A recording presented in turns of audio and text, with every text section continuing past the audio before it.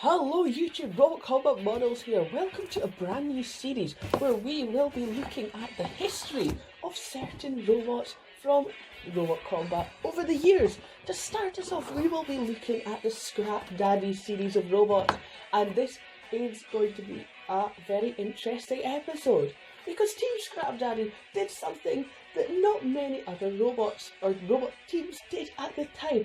They entered into every single weight class of BattleBots in Season 2 onwards and basically put all of their robots under a name and a brand that people would recognise. So here is the story of Team Scrap Daddy, their robots, and how they did in combat. So let's get into it. The year is 2000 and BattleBots Season 2 is about to air on Comedy Central, and this is the year Team Scrap Daddy bring along a robot to enter every weight class of the competition. They are as follows: Scrap Daddy LW55 for the lightweight division,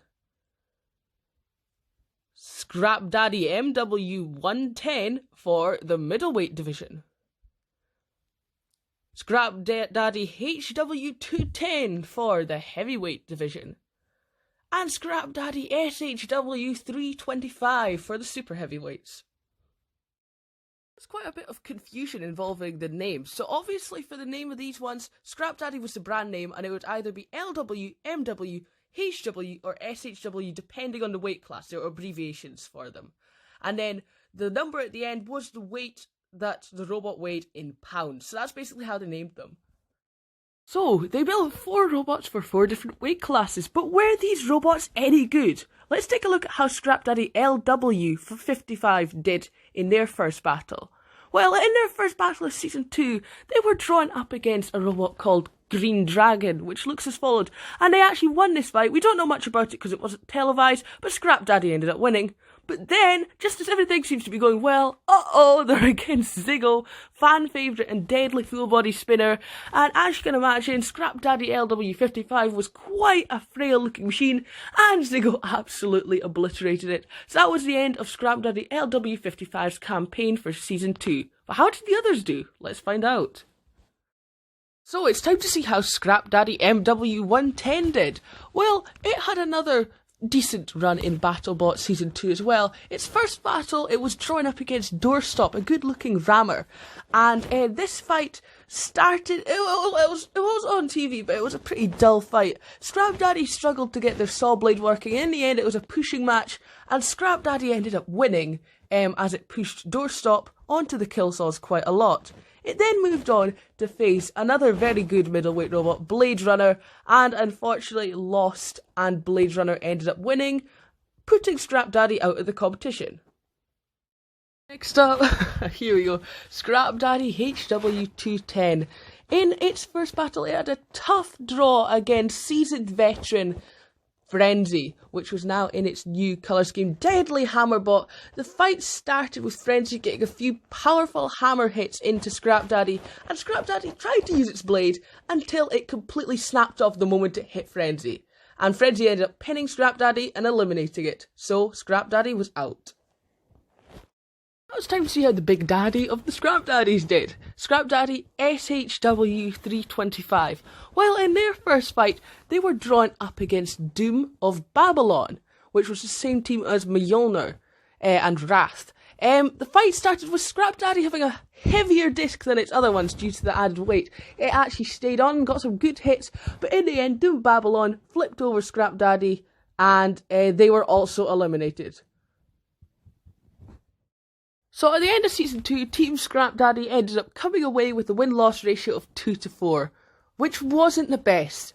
However, they would learn and they would totally revamp the Scrap Daddies for the next season, where they would be bigger and better than ever before. So let's see how they did in Season 3.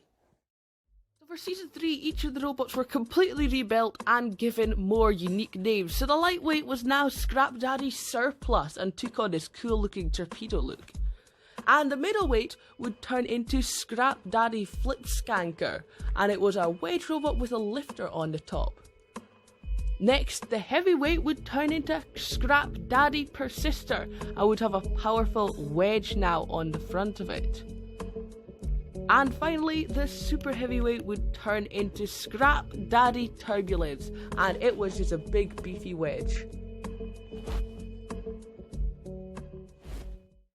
Oh, how did the newly named Scrap Daddy Surplus perform in the lightweight division? Well, I'll tell you, considering it did very well in last season, it got to skip the preliminary rounds where it faced Hergepundin, which was debuting this season but would soon become a very famous lightweight robot. And the fight went as followed. As expected, Hergepundin kept spinning round and attacking Scrap Daddy Surplus, and it eventually went to a judge's decision where Hergepundin won. Oh, maybe the middleweight Scrap Daddy Flipskanker did better. Well, I'll tell you. Again, because it did okay in Season 2, it got to skip the preliminary rounds where it went against T-Rex, which would again become a very famous middleweight in the future. This was its debut season. T-Rex hammered it, put it on the kill saws, which killed Flipskanker, and T-Rex got the win. So far, Season 3 has been going dreadful for Team Scrap Daddy, but can the heavyweight Scrap Daddy Persister change that? Well, due to competing in Season 2, it got to skip the preliminary rounds where it went against legend Gold Digger. This thing had been competing since Las Vegas 1999. Unsurprisingly, Gold Digger won, and another Scrap Daddy was eliminated from the competition. Oh dear. Scrap Daddy still had one last hope in their super heavyweight Scrap Daddy Turbulence, and since it had been competing in Season 2, it had to skip the preliminary rounds where it got pitted against, you guessed it, champions Dissector. And unfortunately, Dissector, driven by Donald Hudson, hammered the top of Scrap Daddy Turbulence, eliminating another Scrap Daddy. So an 0-4 finish for Team Scrap Daddy that season. Not very good. So for most teams, you'd think after a performance that bad, they'd just give up and quit. But not for Team Scrap Daddy. You see, they learned from their mistakes in Season 3, and they rebranded all the robots built from the ground up to compete again. Scrap Daddy Surplus was remade to feature a more prominent ball and more powerful tyres. And Scrap Daddy Flipskanker was also rebuilt. The middleweight and heavyweight versions now resembled each other. They were very similar. As you can see, we're about to look at Scrap Daddy Persister, the heavyweight version, all revamped, a lot beefier and a lot better than ever before. However, unfortunately, the most expensive robot to make was Scrap Daddy Turbulence, and just combined with its poor performance, they just couldn't rebuild it, so they retired it. So they would go into Season 4 with just 3 robots. So would this new updated Scrap Daddy Surplus do any better? Well, since it had failed in the last season, it now had to go back to the preliminary rounds. Where in its first round, it was drawn against Drum Spinner, She Fights Like a Girl, and it managed to beat it fairly easily after a good pushing match, and it faced the lightweight son of Waiachi, YU812. YU812 got a massive hit in, and both robots connected and immobilised YU82. Scrap Daddy Surplus survived though, where they went on to fight the little engine that killed. Again, another close judge's decision with Scrap Daddy won to put it back into the televised rounds where it faced Wedge of Doom. Wedge of Doom, obviously a very good robot, did very well in Season 3, and unfortunately Scrap Daddy Surplus, despite doing so well this season, got beaten in the end by Wedge of Doom. However, they did end up competing in the Lightweight Consolation Rumble at the end of the tournament. You can see them here with like Dr. Inferno and Mouser Mecha Catbot and Hergepundin and the rest. So that was Scrap Daddy Surplus's Season 4. Not bad, not bad. So, can Scrap Daddy Flipskanker do better in Season 4 than its lightweight counterpart? Well, unfortunately, no. It was drawn up against in preliminary rounds against Space Ape, and it was a pretty even battle. Space Ape got more damage with the discs and eventually won on a judge's decision, eliminating Scrap Daddy Flipskanker. So, can Scrap Daddy Persister finally win a fight this season? Well, after receiving a bye in the second preliminary round, they faced Botulizer, which would eventually become Aces of Eights in Season 5. It was a very powerful Rambot and eventually got the win over Scrap Daddy Persister, meaning Scrap Daddy Persister had lost again. Oh no.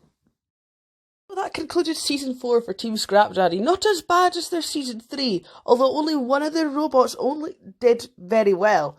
However, they would make very minor changes to Surplus and Flipskanker and made a few changes to Scrap Daddy Persister for Season 5, although not much. However, in Season 5, the team would bring 4 robots again. No, it was not Scrap Daddy Turbulence, it was in fact a new middleweight called Swordfish. They rebranded themselves to have another shot in the middleweight division alongside Flipskanker. Let's see how they did in Season 5. So, could Surplus recreate their very good Season 4 and perhaps even do better?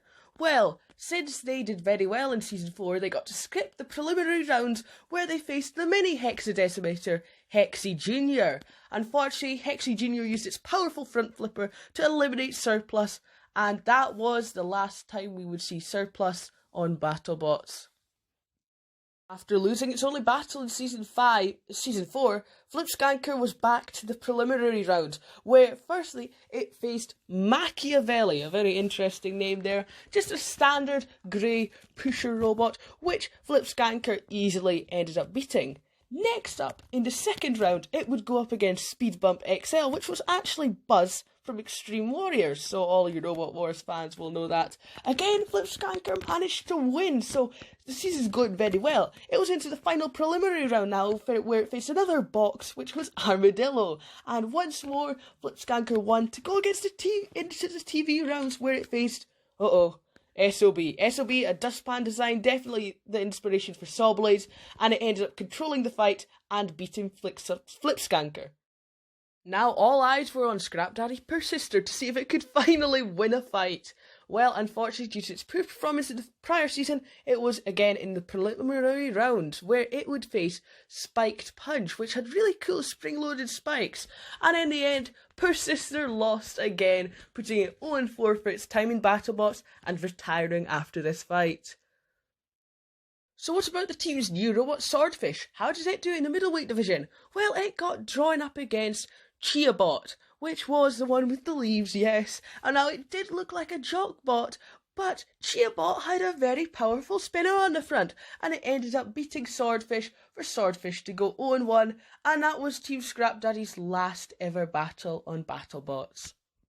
And of course, we all know what happened next. BattleBots was of course cancelled after its 5th season, and that would be the last time we'd ever see Team Scrap Daddy compete in Robot Combat. So in conclusion, how good were the robots? Well, I'd say they were very average. They always struggled against good robots in the TV rounds, but always did very well in the preliminary rounds. Of course, only the middleweight and the lightweight one managed to get any wins, but overall, very good. So thank you very much for watching, I really enjoyed making this, and I will see you next time. Goodbye!